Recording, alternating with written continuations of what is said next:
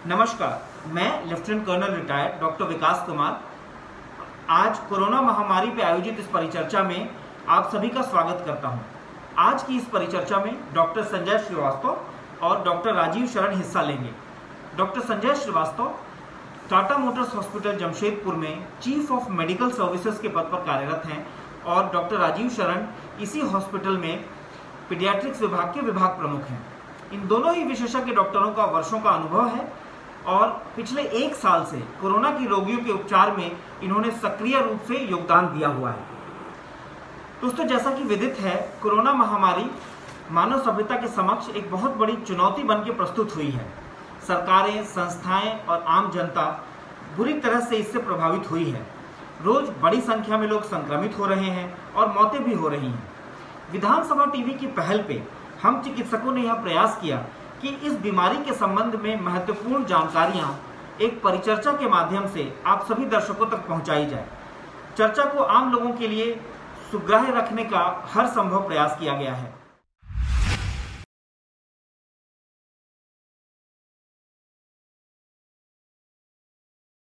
सबसे पहले मैं डॉक्टर श्रीवास्तव सर से कुछ सवाल पूछना चाहूंगा।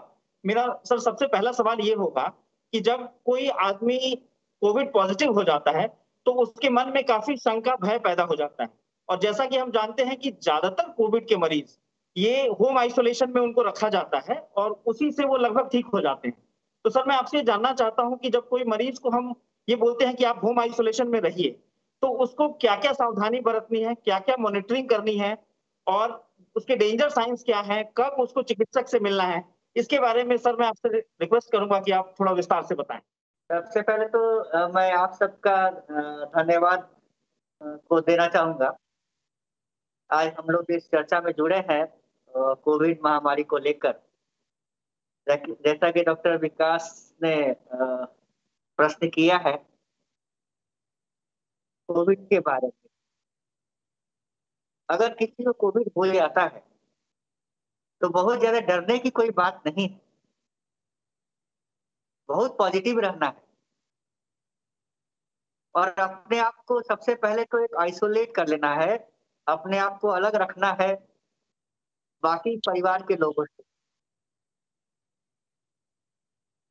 अपने आप को अलग रूम, प्रेफरेबली जो होता है, जो बोला जाता है कि अगर किसी को कोविड हो गया तो एक अपने अलग रूम में रहे, जो कि अच्छा से वेंटिलेटर वगैरह उसमें रहे, वेंटिलेशन हो,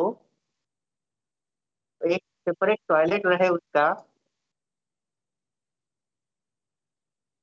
जिसमें कि कॉमन बाकी लोग उसको ना यूज करें। लेकिन ऐसा सब समय संभव नहीं हो पाता है।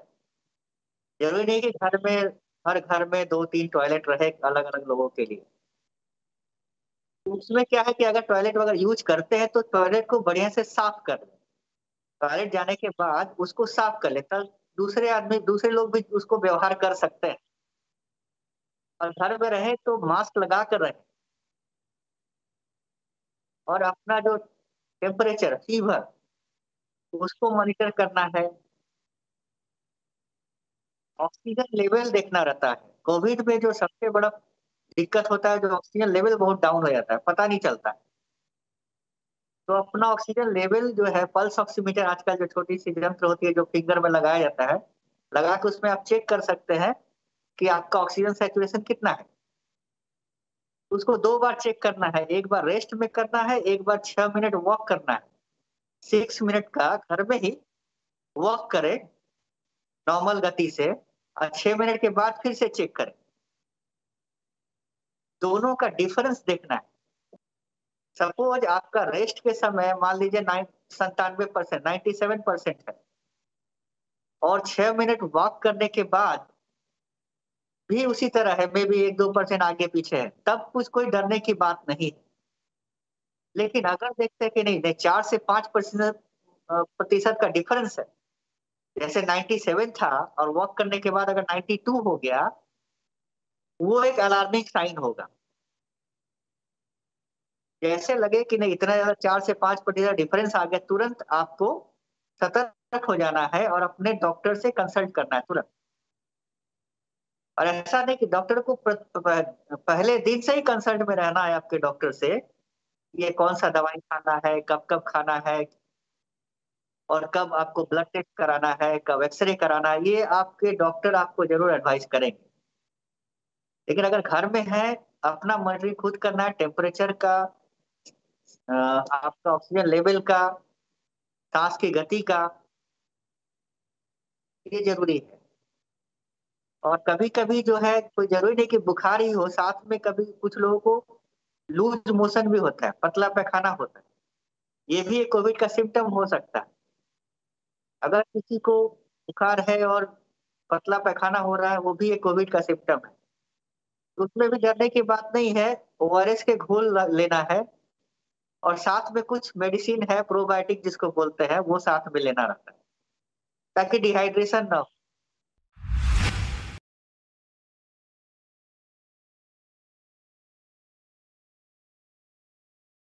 सर, हम लोग साइलेंट हाइपोक्सिया या हैप्पी हाइपोक्सिया के बारे में सुनते रहते हैं, तो इसका क्या महत्व है और इसके लिए पेशेंट को कैसे निगरानी रखनी चाहिए? जैसा कि हमने कहा, आपको मॉनिटर करना है ऑक्सीजन लेवल, पल्स ऑक्सीमीटर के थ्रू।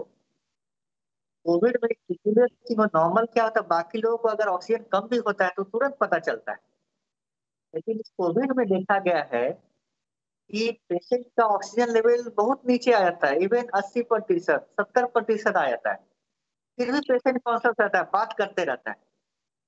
नॉर्मली देखिएगा, कोविड के अलावा दूसरे बीमारी में अगर ऑक्सीजन लेवल 100, नॉर्मली 97-98 रहता है एवरेज लोगों का, और जहाँ 90-92 भी हुआ तो लोगों को तकलीफ होना शुरू हो जाती है। लेकिन कोविड में जरूरी नहीं है कि तकलीफ होगी, पता ही नहीं चलता, 90 भी हो गया, 80 हो गया, पेशेंट आराम से बात करते रहता है। लेकिन 80 के बाद अचानक देखिए तुरंत नीचे चला जाता है, 60 चला जाता है, उसमें लाइफ रिस्क हो जाता है। इसीलिए कहा जाता है कि आप मॉनिटर कीजिए, जहां 95% के नीचे जाने लगे, 94 एंड अबव अलाउड है घर में रहने का, 94 या उसके अगर नीचे आ गया ऑक्सीजन का सैचुरेशन, तो आप तुरंत एडमिट हो जाइए, तब आप घर में रहने लायक नहीं है, तब आपको ऑक्सीजन की जरूरत पड़ेगी। घर में भी रहना है तो ऑक्सीजन लेके रहना पड़ेगा, डॉक्टर के एडवाइस में रहना पड़ेगा। नहीं तो बहुत समय क्या है, पता नहीं चलता, देर हो जाने पर क्या है, रिस्क बढ़ जाता है, पेशेंट को फिर वेंटिलेटर लगाना पड़ जाता है। इसलिए अगर डॉक्टर रहते, अगर उसका सही उपचार किया जाए, तो हो सकता है पेशेंट को हॉस्पिटल में नहीं आना पड़े, घर में उसका क्योर हो जाए। तो हैप्पी हाइपोक्सिया इसलिए बोलते हैं कि आदमी को हाइपोक्सिया का मतलब है लो ऑक्सीजन, शरीर में कम ऑक्सीजन। तो नॉर्मली ऑक्सीजन कम होने से आदमी हैप्पी नहीं रहे, खुश नहीं रहेगा, बहुत ज्यादा सांस का तकलीफ बढ़ जाता है। लेकिन कोविड में क्या है कि ऑक्सीजन कम होने के बाद भी लोगों को पता नहीं चलता, इसलिए इसको बोलते हैं हैप्पी हाइपोक्सिया।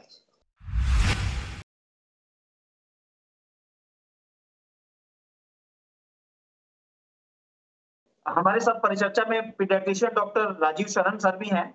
मैं उनसे जानना चाहूंगा सर, कि हमने ये देखा है कि जो कोविड की महामारी है वो बच्चों को कम अफेक्ट कर रही है, तो इसका क्या कारण है? नमस्कार। ऐसा देखा गया है कि ये बच्चों को कम इफेक्ट कर रही है। पहली बार जो पहला वेव आया था उसमें जितना इसका इफेक्ट था, मोर और लेस परसेंटेज आज भी उतना ही है। अराउंड 5 to 8% बच्चे अफेक्ट हो रहे हैं। लास्ट टाइम भी वो 5 to 8% के बीच में ही अफेक्ट हुए थे, और इस बार भी जितने लोग अफेक्ट हुए हैं उसका 5 to 8% बच्चे अफेक्ट हुए हैं। नंबर इसलिए इंक्रीज लग रहा है पहली बार से ज्यादा, but the percentage again remains the same. यानी बच्चों में कुछ ना कुछ ऐसी चीज होती है जो उन्हें बचा रही है इस इन्फेक्शन होने से। तो ऐसा पाया गया है कि बच्चों में एक विशेष प्रकार की इम्यूनिटी होती है, और अल्टीमेटली कोविड का, लाइक एनी अदर इन्फेक्शन, हमारे बॉडी पर क्या असर रिस्पॉन्ड होता है वो उसकी इम्यूनिटी पे डिपेंड करता है। एल्डर पीपल जो होते हैं उनकी इम्यूनिटी अलग होती है, उनका रिएक्शन अलग होता है। जहां तक बच्चे का सवाल होता है, जो बच्चे होते हैं, इन लोगों को देखा गया है कि इन लोगों को बचपन से वैक्सीनेशन दी जाती है। बर्थ के समय में ओपीवी दिया जाता है, बीसीजी दिया जाता है, फिर 9 months में मीजल्स दिया जाता है, 12 months में एमएमआर दिया जाता है। So these are all live vaccine that is given to the baby, और ये सारे वायरल वैक्सीन होते हैं। इसके कारण शायद बच्चों में एक इम्यूनिटी आ गई है जो कि वायरस से लड़ सके, और वो कोई भी वायरस होगा उसके अगेंस्ट उनके पास इम्यूनिटी थोड़ी सी आ जाती है, दैट हेल्प्स। और ऑल्सो जो कोरोना इन्फेक्शन है इसकी फैमिली होती है, novel corona is one of the family member. बाकी फैमिलीज नॉर्मली सीजनल, बारिश के मौसम में या आपके डिफरेंट मौसम में, वेदर में, ठंडे के मौसम में ये कोरोना वायरस की फैमिली की इंफेक्शन होती रहती है, जिसके कारण बच्चों में इम्यूनिटी ऑन एंड ऑफ थोड़ी सी इम्यूनिटी बढ़ी रहती है। चूंकि इनका इम्यूनोलॉजिकल रिस्पॉन्स बेटर होता है इसलिए बच्चों में कम पाया गया है। और साथ साथ एनाटॉमिकली हम लोगों के चेहरे में हमारे पास साइनसेस होते हैं जहां पे वायरस छुपता है, तो इन बच्चों में ये डेवलप नहीं होता है, साइनसेस वेल डेवलप नहीं होते। 7-8 इयर्स के बाद में साइनसेस डेवलप करते हैं, as a result of which ये छोटे बच्चों में इन्फेक्शन होने का चांसेस कम होता है, बेटर इम्यूनाइज होते हैं, इनकी इम्यूनिटी बेटर होती है, इसलिए इन लोगों को जो रिस्पॉन्स होता है वो उतना सीरियस नहीं दिख रहा है जो बड़े लोगों में पाया जा रहा है।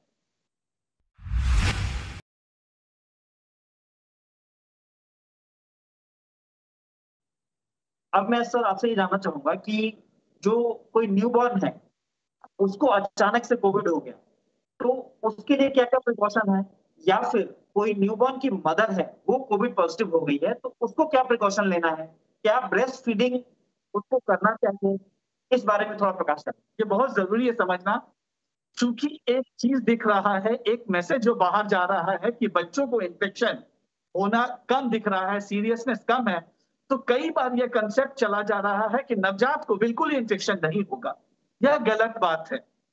जब न्यूबॉर्न बेबीज होते हैं उन लोगों में इन्फेक्शन होने का चांस और ज्यादा होता है, क्योंकि यह बच्चे वैक्सीनेटेड नहीं है, उन्हें ना बीसीजी, ओपीवी, डीपीटी किसी तरह का वैक्सीन नहीं मिला रहता है, और इसके कारण चांसेस और ज्यादा रहता है इन बच्चों को इन्फेक्शन होने पे। और उनकी चूंकि लंग्स की कैपेसिटी, लंग बहुत छोटी होती है, इसके कारण उनमें सिवियरिटी ज्यादा होने की चांस।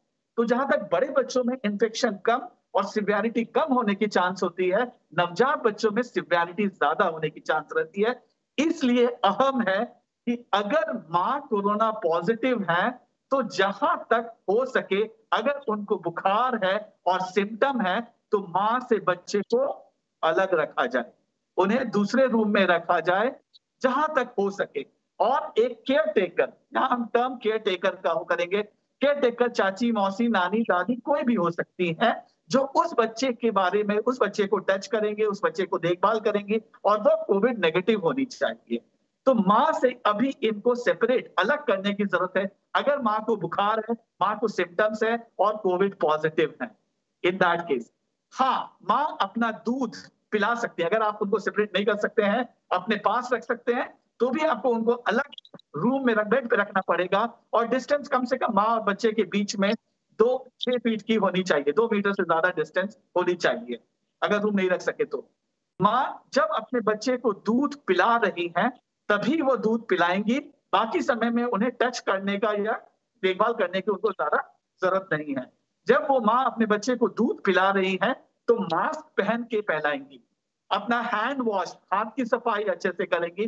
बट और बच्चे को भी जब दूध पिला रही है, अगर सर्दी या खांसी हो रही है तो बच्चे से अपना चेहरा अलग करके ही वो खांसेंगे, छींकेंगे और अपना दूध पिलाएंगी। जब उनका दूध पिलाना खत्म हो जाता है तो वो बच्चे को फिर से अलग अपने से 6 फीट दूर उस बच्चे को रखेंगी। तो उनकी प्रक्रिया बच्चे को दूध पिलाने तक ही सीमित रखेगी, और वो भी मास्क के साथ और काफी ज्यादा हाइजीन के साथ रखना पड़ेगा। यह सबसे ज्यादा जरूरी है। अगर पॉसिबिलिटी है तो आप एक्सप्रेस कर दो, दूध बाहर निकाल दो, अगर आपके पास हेल्पिंग हैंड है तो फिर वो उनको कटोरी चम्मच से दे दे, वो और ज्यादा सेफ रहेगा। बट माँ का दूध सर्वोत्तम रहता है, माँ का दूध अवश्य पिलाया जा सकता है, उसमें कोई तकलीफ नहीं है। मास्क पहन करके पिलाना, 3 लेयर्ड मास्क, सिंपल कपड़े का मास्क नहीं, 3 लेयर्ड मास्क पहन करके पिलाना सर्वोत्तम रहेगा।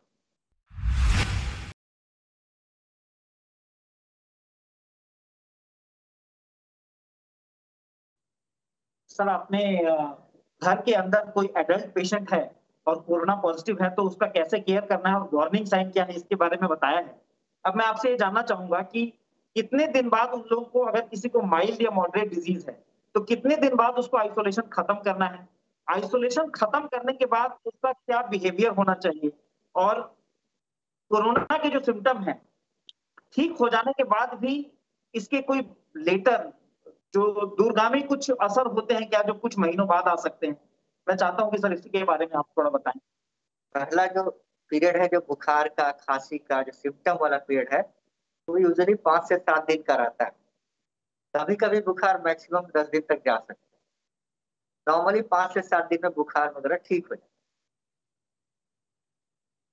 5 से 7 दिन के बाद का जो पीरियड होता है, वो उसके बाद का अगला सप्ताह, जिसको बोलते हैं सेकेंड वीक, इस कोरोना बीमारी का जो सेकेंड वीक जो होता है, उसमें आपको बहुत ही क्लोजली मॉनिटर करना है ऑक्सीजन लेवल का, क्योंकि मैक्सिमम जो देखिए कॉम्प्लिकेशन जो होता है सेकेंड वीक में होता है। कोरोना का जो बीमारी है, सेकेंड वीक सबसे वाइटल वीक है, जिसको कि हम बहुत समय इग्नोर करते हैं, जिस पर हम लोग ध्यान नहीं देते। हमारा क्या होता है, जब फीवर आते रहता है शुरू का पहला 4-5 दिन, हम डेली दिन में 4 बार 5 बार अपना ऑक्सीजन लेवल चेक कर रहा है, बुखार चेक कर रहा है, सब कुछ चेक कर रहा है। लेकिन आप देखिएगा, अब शुरू का 5-7 दिन में बहुत ज्यादा ऑक्सीजन लेवल डाउन नहीं होता है। ऑक्सीजन लेवल डाउन होता है 7 दिन या उसके बाद। मेरा बोलने का मतलब है, इसका मतलब क्या हुआ, आपको 7 दिन के बाद, 7 दिन से लेके अगला 10 से 12 दिन तक बहुत ही क्लोजली ऑक्सीजन मॉनिटर करना है।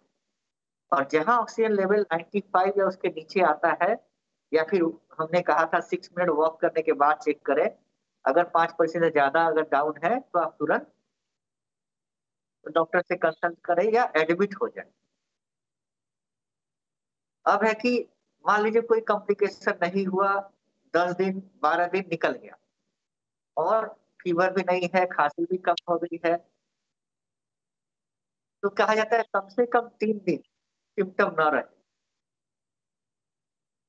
जैसे 7वां दिन वाले सिम्टम ठीक हो गया, तो आप 3 दिन के बाद और 10 दिन के बाद आप यूजुअली डेंजर पीरियड से बाहर हो गए, लेकिन स्टिल आपके बॉडी में वायरस है।